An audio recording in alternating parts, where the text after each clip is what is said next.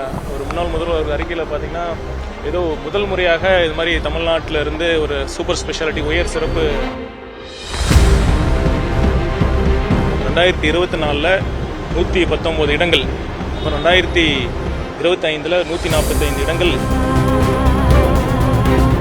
திமுக ஆட்சியில் 2024-25 மாநில தொகுப்பில் இருந்து பில்லாகாத சூப்பர் ஸ்பெஷாலிட்டி இடங்கள் ஒன்றிய தொகுப்புக்கு அனைத்து அரசு மருத்துவமனைகளிலும் தரமான சிகிச்சை வழங்கணும் அப்படிங்கிறத அந்த நோக்கத்திற்காக இளைஞர் சூப்பர் ஸ்பெஷாலிட்டி ஹாஸ்பிட்டலில் நம்ம எம்எல்ஏவோட சைதாப்பேட்டை எம்எல்ஏ அவர்களுடன் நம்ம ஆய்வு மேற்கொண்டோம். இங்கே இருக்கிற ஃபெசிலிட்டிஸ்லாம் பார்வையிட்டோம், பொதுமக்கள்கிட்டையும் நம்ம பேசினோம். இங்கே சில குறைகள்னு சொன்னாங்க, அது கூடிய விரைவில் நம்ம அது சரி செஞ்சு கொடுப்போம். அப்புறம் முக்கியமாக நேற்றைய தினம் பார்த்திங்கன்னா நம்ம சுப்ரீம் கோர்ட்டில் சூப்பர் ஸ்பெஷாலிட்டி சம்பந்தமாக ஒரு தீர்ப்பு வந்தது. அதை பற்றி முன்னாள் முதல்வர் அவர்கள் கூட ஒரு அறிக்கை வெளியிட்டிருந்தார். அதை நான் என்னோட பதில் அறிக்கையாக நான் என்னோட ட்விட்டர் அக்கௌண்ட்டில் நான் பதிவு செஞ்சுருந்தேன். இன்னொரு முறை நீங்கள் மக்களுக்காக நான் தெளிவுபடுத்த விரும்புகிறேன். பார்த்தீங்கன்னா ஒரு முன்னாள் முதல்வர் அறிக்கையில் பார்த்தீங்கன்னா ஏதோ முதல் முறையாக இது மாதிரி தமிழ்நாட்டில் இருந்து ஒரு சூப்பர் ஸ்பெஷாலிட்டி உயர் சிறப்பு மருத்துவ இடங்களெல்லாம் ஒன்றிய தொகுப்புக்கு வழங்கப்பட்டது போல அவர் அறிக்கையில் இருந்தது. ஆனால் என்ன உண்மை நிலவரம்னா பார்த்தீங்கன்னா 2024 119 இடங்கள், அப்புறம் 2025 145 இடங்கள், அதாவது சூப்பர் ஸ்பெஷாலிட்டி இடங்கள் ஒன்றிய தொகுப்புக்கு நம்ம மாநில அரசால் சரண்டர் செய்யப்பட்டது. ஏன் சரண்டர் செஞ்சாங்கன்னா 2 ரவுண்ட் கவுன்சிலிங் நம்ம ஸ்டேட் நம்ம டைரக்டர் ஆஃப் மெடிக்கல் எஜுகேஷன் அவங்களால கவுன்சிலிங் நடத்தப்பட்டு அவங்க ஒரு மினிமம் கட் ஆஃப் ஃபிக்ஸ் பண்ணுறாங்க. DGHS director general of health services அதாவது 50% மார்க்ஸ் அந்த மினிமம் கட் ஆஃப் அவங்க டிட்டர்மைன் பண்ணுறாங்க.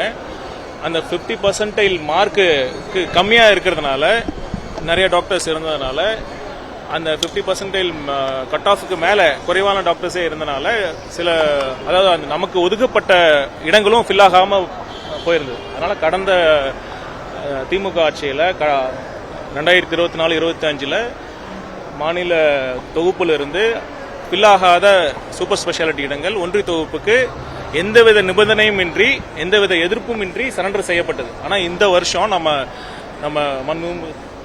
தமிழக முதல்வர் அவரோட ஆட்சி வந்ததுக்கப்புறம் பதவியேற்றதுக்கப்புறம் இந்த மாதிரி இந்த வருஷமும் அதே பிரச்சனை வந்தது. நம்ம பார்த்தோன்னா சுப்ரீம் கோர்ட் டைரக்ஷனே கொடுத்தாங்க, நீங்கள் அன்ஃபில்டு சீட்ஸ் 2 ரவுண்ட் கவுன்சிலிங் முடிந்த பிறகு ஃபில்லாகாத சீட்ஸை வந்து நீங்கள் உடனடியாக ஒன்றிய அரசுக்கு ஒன்றிய தொகுப்புக்கு நீங்கள் சரண்டர் செய்யணும்னு சுப்ரீம் கோர்ட் ஜட்ஜ்மெண்ட் சொன்னாங்க. ஆனால் அதை வந்து சரண்டர் பண்ணல.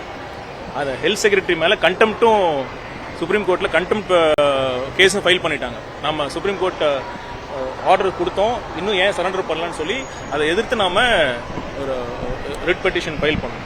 அதில் தான் தீர்ப்பு வந்தது. என்னன்னா முன்னாடி என்ன நிலைமை இருந்ததுன்னா நம்ம 2024-25 நம்ம சரண்டர் பண்ண பிறகு ஏன் சரண்டர் பண்ணோம், அந்த கட் ஆஃப் மார்க்ஸுக்கு குறைவாக தான் டாக்டர்ஸ் இங்கே மார்க்ஸ் பெற்றிருந்தாங்க நிறைய பேர்.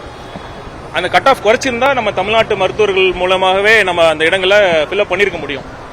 நம்ம இங்கே கட் ஆஃப் குறைக்க முடியாமல் ஒன்றிய தொகுப்புக்கு நம்ம வழங்கிய பிறகு அவங்க கட் ஆஃப் குறைச்சி ஆல் இண்டியா கவுன்சிலிங் மூலமாக அந்த இடத்த ஃபில்அப் பண்ணிட்டு இருந்தாங்க. அதனால தமிழ்நாட்டு மருத்துவர்களுக்கு அந்த கிடைக்க வேண்டிய இடங்கள் கிடைக்காம போயிருந்தது.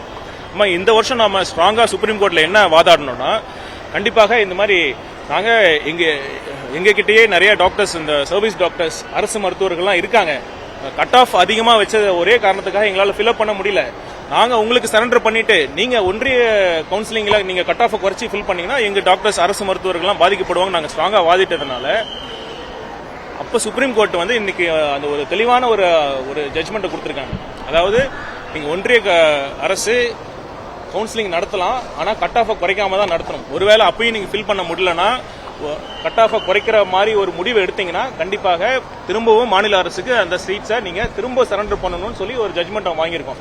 இதை பார்த்தீங்கன்னா இப்போ ஹெல்த் செக்ரட்டரி மேலே கண்டெம்ட் வந்திருக்குன்னா அவருக்கான அந்த தைரியத்தை யார் கொடுத்தது?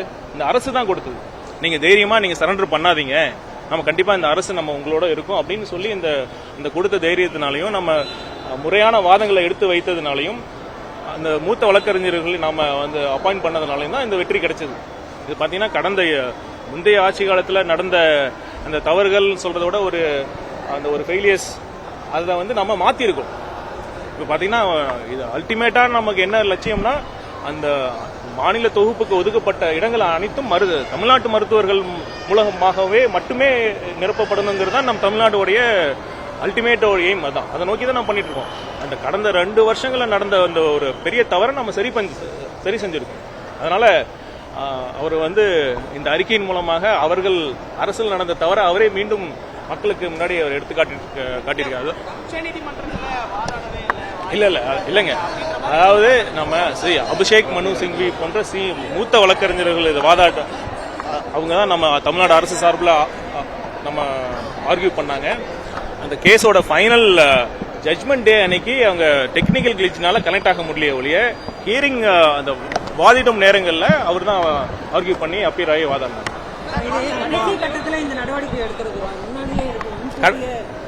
கடைசி கட்டத்தில் இல்லைங்க, பாத்தீங்கன்னா உரிய நேரத்தில் தான் நம்ம சரண்டர் பண்ணாம அந்த சுப்ரீம் கோர்ட் ஜட்மெண்ட் வர வரைக்கும் நம்ம சரண்டர் பண்ணாம தான் இருந்தோம்.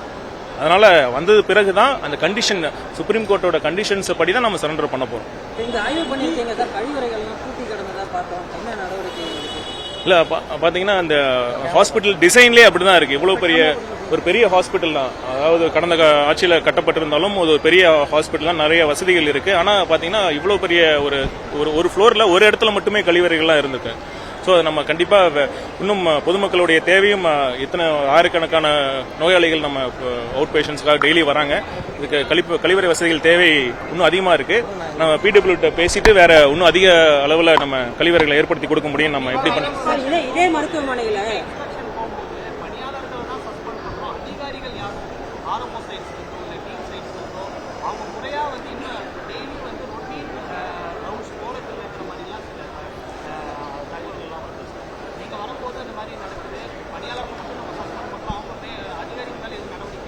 இல்ல ஆக்சுவலாக பார்த்தீங்கன்னா ரெஸ்பான்சிபிலிட்டி லைஸ் வித் அந்த ஆஃபீஸர்ஸ், மெடிக்கல் ஆஃபீஸர்ஸ் தான் பொறுப்பு. அந்த மருத்துவ அதிகாரிகிட்ட தான் இருக்கு. நம்ம தொடர்ந்து அவங்ககிட்ட தான் வலியுறுத்திட்டு இருக்கோம். இந்த மாதிரி கடந்த காலங்கள் மாதிரி நம்ம வந்து மக்களுடைய எண்ணங்கள், மக்களுடைய தேவைகள்லாம் நம்ம செவி மடுக்காம அவங்களோட என்ன தேவையை புரிஞ்சிக்காம நம்ம பணி செய்ய முடியாது அப்படிங்கிற மாதிரி நம்ம தொடர்ந்து சொல்லிட்டு தான் இருக்கோம். இந்த மாற்றங்கள் ஒரு கண்டினியூஸ் ப்ராசஸ். கண்டிப்பா வருங்காலங்களில் இந்த மாதிரி எங்கெங்கெல்லாம் சில கேப்ஸ் இருக்கோ அதெல்லாமே நம்ம சரி செய்ய அனைத்து நடவடிக்கைகள் எடுப்போம்.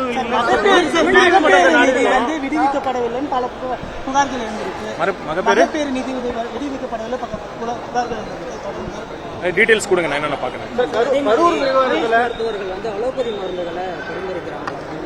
யாருங்க?